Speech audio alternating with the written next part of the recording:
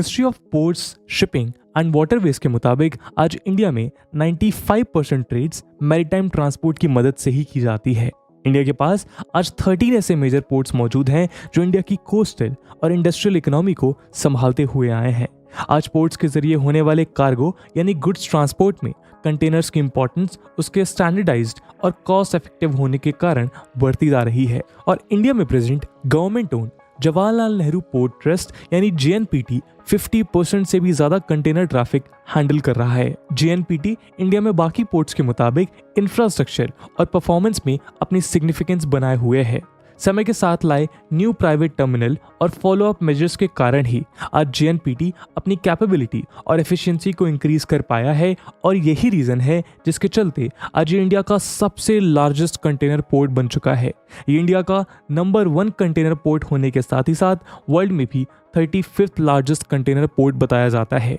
JNPT में आज एक full fledged custom house, 30 container freight stations और इंडिया में प्रेजेंट 52 इनलैंड कंटेनर डिपोट से कनेक्टेड है और डेडिकेटेड फ्रेट कॉरिडोर के आने से इसकी कनेक्टिविटी को और भी इन्हांस करा जाने वाला है। मुंबई, नवी मुंबई और पुणे जैसी सिटीज के पास होना JNPT को एक ट्रांसपोर्ट नीड्स एड्रेस करने में एक कॉम्पिटिटिव एडवांटेज भी देता है। आज हम डिस्कस करेंगे JNPT और उसमें मौजूद अन्य 6 टर्मिनल्स के बारे में जिनके कारण आज JNPT इंडिया की मैरीटाइम ट्रांसपोर्ट नीड्स को फुलफिल कर रहा है। दोस्तों, नवी मुंबई के रायगढ़ डिस्ट्रिक्ट में अरेबियन सी पर located Jawaharlal Nehru port trust यानी JNPT आज इंडिया का लार्जेस्ट कंटेनर पोर्ट बताया जाता है। इस पोर्ट की शुरुआत हुई 26 में 1989 को और इसे बनाने का मकसद पहले से मौजूद मुंबई पोर्ट को डीकंजेस्ट करके एक कंटेनर कार्गो हब तैयार करना था। मुंबई पोर्ट इंडिया के कुछ ओल्डेस्ट पोर्ट्स में से एक है, लेकिन उसके स्ट्रक्चरली इनएडिक्वेट होने के कारण वहां बदलते मॉडर्न कार्गो के वॉल्यूम्स को हैंडल करना एक चैलेंज साबित हो रहा था।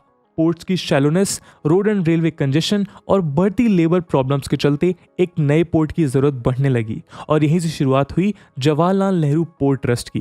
दोस्तों, JNPT को इनिशियली मुंबई पोर्ट के एक सैटेलाइट पोर्ट की तरह इस्तेमाल किया जाता था, लेकिन जल्द ही मेजर पोर्ट ट्रस्ट एक्ट 1963 के तहत JNPT को एज एन ऑटोनोमस बॉडी बताते हुए इसे 2584 हेक्टेयर लैंड पर ₹1109 करोड़ की इन्वेस्टमेंट से बनाया गया। नहावा और शेवा विलेज के पास सिचुएटेड होने के कारण इस पोर्ट को नहावा शेवा पोर्ट भी कहा जाने लगा। बाकी मेजर पोर्ट्स के मुताबिक JNPT पूरे इंडिया में आधे से ज्यादा कंटेनर कार्गो हैंडल करता है।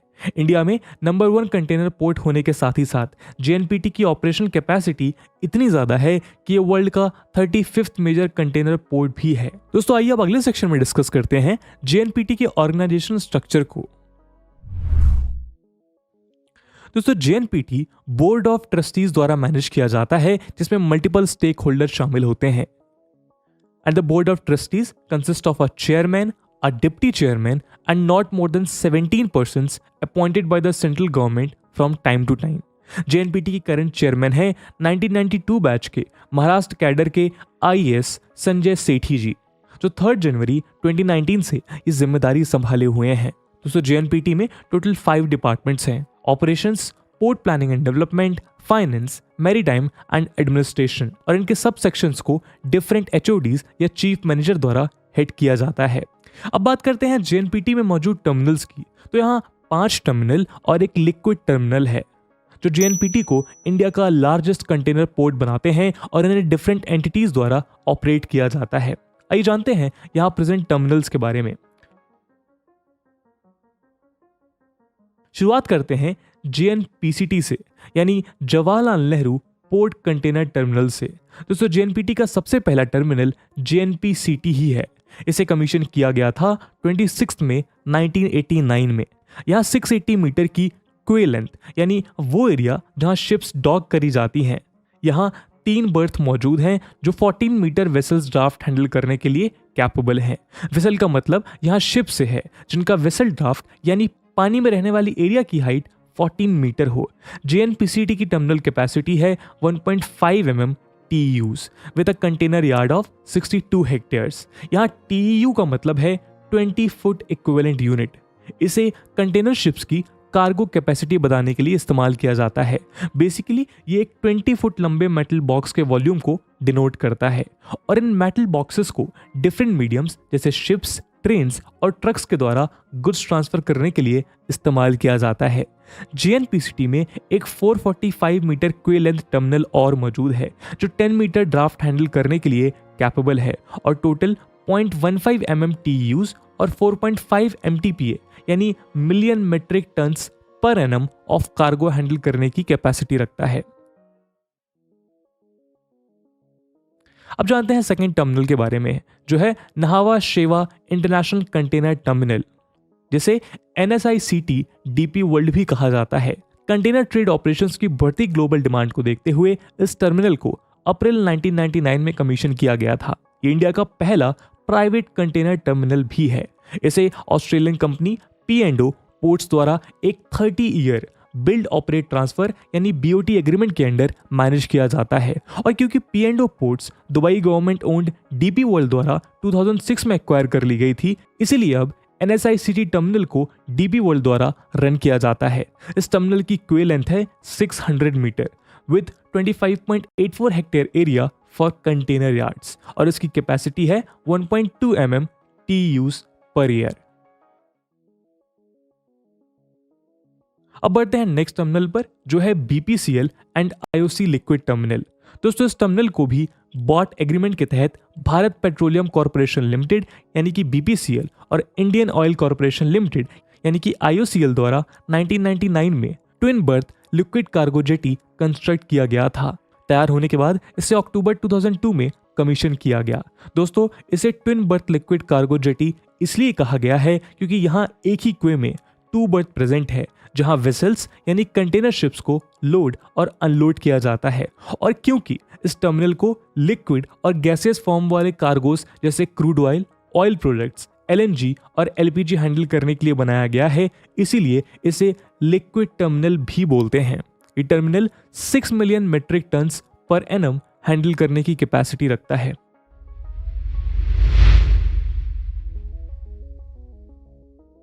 अब चलते हैं अपने चौथे टर्मिनल के ऊपर जो है गेटवे टर्मिनल इंडिया यानी कि GTI APM। इस टर्मिनल को 2006 में APM टर्मिनल और कंटेनर कॉर्पोरेशन ऑफ इंडिया यानी कॉनकॉर्ड द्वारा 30 years lease period based BOT model पर बनाया गया था। APM टर्मिनल्स एक Netherland based port operating company है जो इनलैंड सर्विसेज और इंटीग्रेटेड कार्गोज प्रोवाइड करवाती है। वहीं कॉनकॉर्ड पोर्ट्स और हिंटरलैंड्स के बीच ट्रांसपोर्ट लिंकेजेस प्रोवाइड करवाती है। हिंटरलैंड उन कंट्री के रिमोट एरियाज को कहा जाता है जहां पोर्ट में आए कार्गोस को पहुंचाया जाता है। इस टर्मिनल की क्वे लेंथ है 712 metre with a container yard of 54.57 hectares. इसकी कैपेसिटी है 1.8 mm TEUs और ये 14 मीटर ड्राफ्ट वाले वेसल्स को हैंडल करने में भी सक्षम है।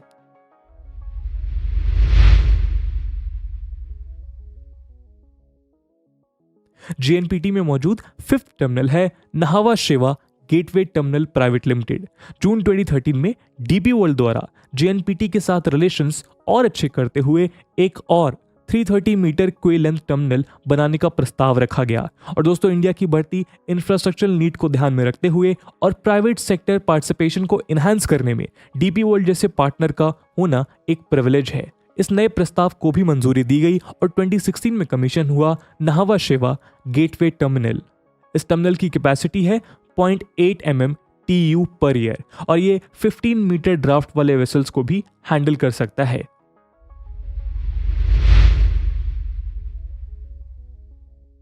आइए अब डिस्कस करते हैं JNPT के 6 terminal Bharat Mumbai container terminal को। दोस्तों ये पोर्ट ऑफ सिंगापुर अथॉरिटी की एक subsidiary Bharat Mumbai container terminal private limited द्वारा DBFOT यानी design, build, fund, operate and transfer basis पर 30 इयर्स के कंसेशन पीरियड के साथ बनाया गया है। इस टर्मिनल को बनाने का कुल बजट है ₹7,915 करोड़ और आपको जानकर हैरानी होगी कि इस टर्मिनल ने 4.8 mm TEUs की कैपेसिटी को ऐड कर JNPT की ओवरऑल कैपेसिटी को ही डबल कर दिया है। साथ ही साथ इसकी क्वे लेंथ भी 2 किलोमीटर है जो बाकी टर्मिनल से कंपैरेटिवली ज्यादा है। इस टर्मिनल के बनने से कंसेक्यूटिव फाइनेंशियल ईयर 1920 में ही JNPT ने 5 mm TEUs मार्क क्रॉस कर लिया है। इस टनल को कमीशन किया गया था फरवरी 2018 में। दोस्तों जेएनपीटी में मौजूद 6 टर्मिनल्स ही इसकी हाई एफिशिएंसी और कैपेबिलिटी का रीजन है। और आप बात करते हैं जेएनपीटी में होने वाले इंपोर्ट्स और एक्सपोर्ट्स की, तो जेएनपीटी से textile, sporting goods, carpets, textile machinery, boneless meat, chemicals और फार्मास्यूटिकल एक्सपोर्ट करे जाते हैं। और मेन इंपोर्ट्स में आते हैं vegetable, oils, chemicals, machinery, plastics, electrical machinery, aluminium and other non ferrous metals. JNPT mostly Maharashtra, Madhya Pradesh, Gujarat और कर्नाटका में प्रेजेंट इंडस्ट्रियल एरियाज के कार्गो ट्रैफिक को हैंडल करता है। फिस्कल ईयर 2020-21 में 5,27,792 TEUs जैसी हाईएस्ट ट्रैफिक ग्रोथ होने के बावजूद कोविड के चलते कंटेनर ट्रैफिक में 6% का ओवरऑल डाउनफॉल देखने को मिला था। फिस्कल ईयर 2019-20 में यही ट्रैफिक 5.03 मिलियन TEUs था। आइए अब अगले सेक्शन में डिस्कस करते हैं जेएनपीटी पर चल रहे कुछ ऑनगोइंग प्रोजेक्ट्स के बारे में। इस टर्मिनल की डेवलपमेंट के सेकेंड फेज में कई मेजर चेंजेस होने वाले हैं। बीएमसीटी के क्वे लेंथ के 1 किलोमीटर पोर्शन में वेसल डेप्थ हैंडलिंग कैपेसिटी को बढ़ाकर 16.5 मीटर किया जाएगा और 12K क्रेन्स ऐड की जाएंगी। साथ ही 46 RTG यानी rubber tired Gentry yard cranes और 4 RMGC यानी rail mounted Gentry cranes add की जाएंगी। ये चेंजेस करने का मकसद इस टर्मिनल की कैपेसिटी को बढ़ाकर 2.4 मिलियन TEU करना है। रिपोर्ट्स के अनुसार ये प्रोजेक्ट दिसंबर 2022 तक ओवर हो जाएगा।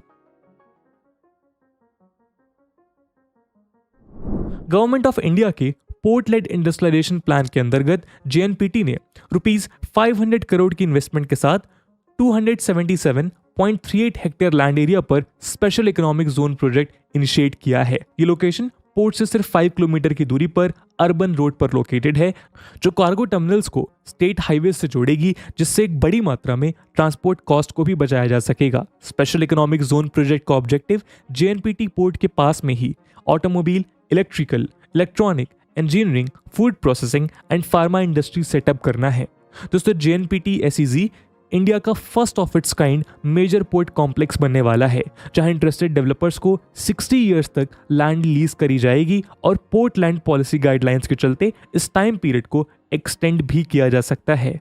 और यहां डेवलपर्स को duty exemptions, tax exemptions, first time stamp duty and registration charges, 0 GST और FDI नॉर्म एग्जम्पशन जैसे इंसेंटिव भी दिए जाएंगे।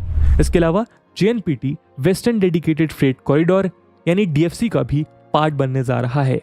दोस्तों western dedicated freight corridor India की नेशनल कैपिटल और बिजनेस कैपिटल यानी दिल्ली और मुंबई को कनेक्ट करेगा। इस प्रोजेक्ट के मकसद से रेल फ्रेट ट्रैफिक को पैसेंजर ट्रैफिक से अलग किया जाएगा, ताकि ट्रांसपोर्ट को स्मूथ और एफिशिएंट बनाया जा सके।